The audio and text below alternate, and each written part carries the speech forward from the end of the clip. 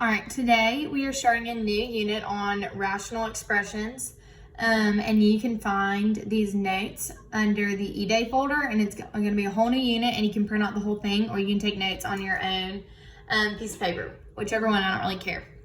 So let's just talk about what a rational expression is first. So a rational expression is an algebraic fraction. So when you think rational, think of fraction, and it's an expression because it's not just numbers, but it's going to have something in the numerator and the denominator that are polynomials. So that means that it's not just going to be one term. That'll be a monomial. It's going to be more than one term, so it's a polynomial. But before we jump into simplifying these rational expressions, let's just look at some rational numbers. So right here, 4, 6, this is a rational number. You probably, whenever you think of rationals, you probably just think of fractions. So if we want to simplify 4, 6, we need to find the greatest common factor between 4 and 6, and that's 2. 2 goes into both 4 and both 6. So if I divide both of them by 2, I can simplify it, and I would get 2/3. This also can be done in your calculator. If you put 4ABC6 in your calculator, it'll simplify it for you to 2/3. Okay? Number 2, 10/25. The GCF is 5. 5 can go into 10 and 25. 10 divided by 5 is 2. 25 divided by 5 is 5. Okay. Number 3 is a little bit different. They both have negatives. Whenever you have a negative and a negative, that becomes positive. So these two negatives, they kind of cancel each other out because a negative divided by a negative is a positive. So when you have a negative in the top and a negative in the bottom, you can almost pretend like they're not there because you can divide them out by each other and they'll become a positive. The GCF between 12 and 16 is 4. I can divide them both by 4, and I will get 3/4. And remember, this is positive because a negative divided by a negative is a positive. All right, going down into rational expressions. So you see how 5m plus 15, that is a polynomial. It's not just one term. That's why we're going to call it an expression. It's not an equation because there's no equal sign, so it's just an expression.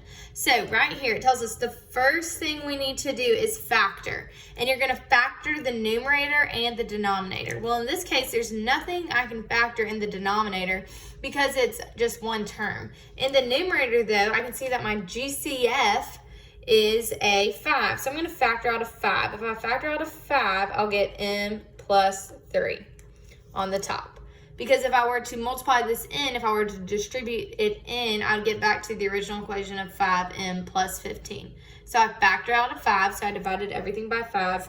And now it's going to be over 20. There's nothing I could do with that 20, okay? Now I see that I can take the greatest common factor between 5 and 20. There's a GCF here. 5 goes into 5 one time. 5 goes into 24 times. So this right here, we can reduce to become 1/4 because that 5 and that 20 reduce, and we'll be left with m plus 3 on the top. It's kind of just like simplifying when we do the quadratic formula.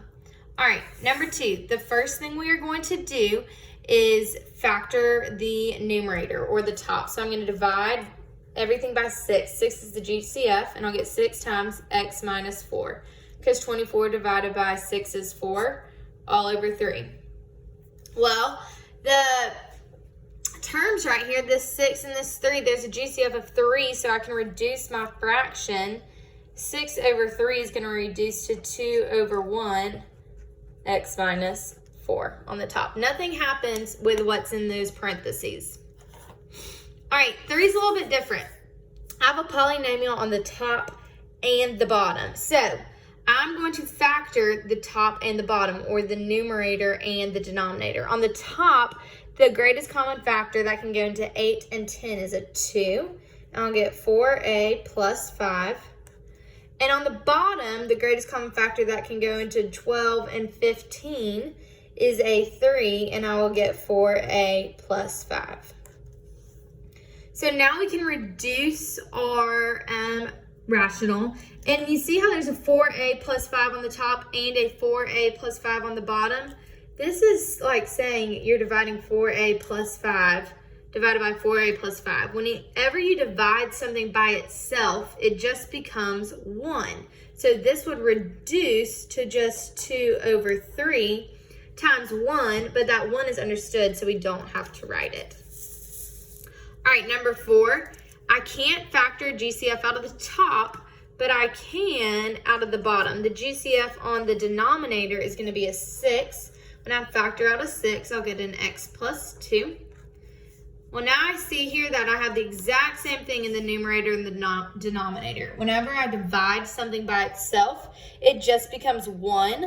So I'll be left with 1 on the top and a 6 in the denominator.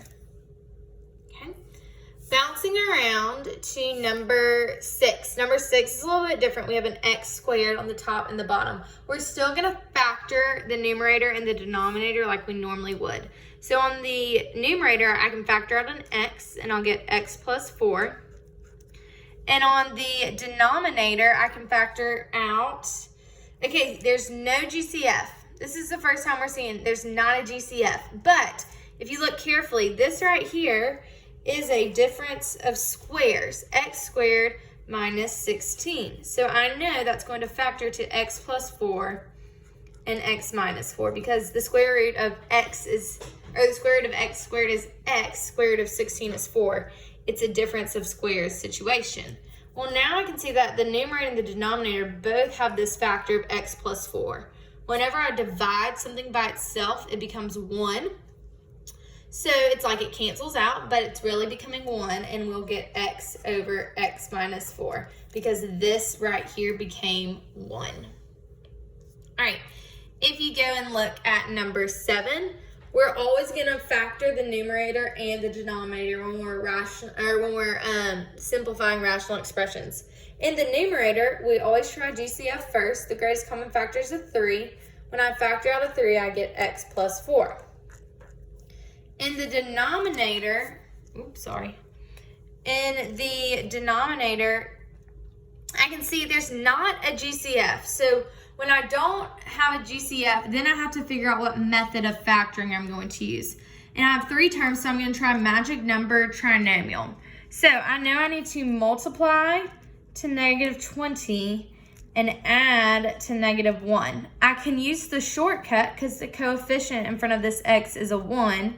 And I know that my 2 numbers in this case are going to be negative 5 and 4. So I can simplify what's written right here to x minus 5 times x plus 4.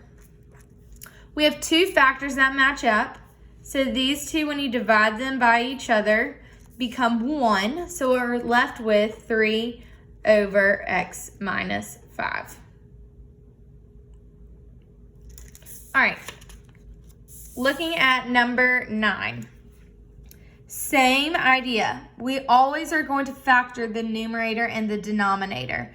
In the numerator, there's not a GCF, so I'm going to have to try a magic number because there's 3 terms. So I know I need to multiply to negative 15, and I need to add to negative 2. I can use the shortcut because the coefficient's 1, so I know my numbers that multiply to negative 15 and add to negative 2 are going to be negative 5 and positive 3. I'm going to go ahead and rewrite my numerator as x minus 5 and x plus 3. In the denominator, there's not a GCF, so I'm going to try magic number trinomial. I know I need to multiply to negative 12. I need to add to negative 1, and I can use the shortcut because the coefficient is a 1. So what multiplies to negative 12 and adds to negative 1, my 2 numbers are going to be negative 4 and 3. So I can rewrite my denominator as x minus 4 and x plus 3. I see that I have a match on the top and the bottom. Whenever I divide something by itself, it becomes 1. So this is going to simplify to just x minus 5 all over x minus 4. All right, flipping to the back. Now, it says state the excluded values of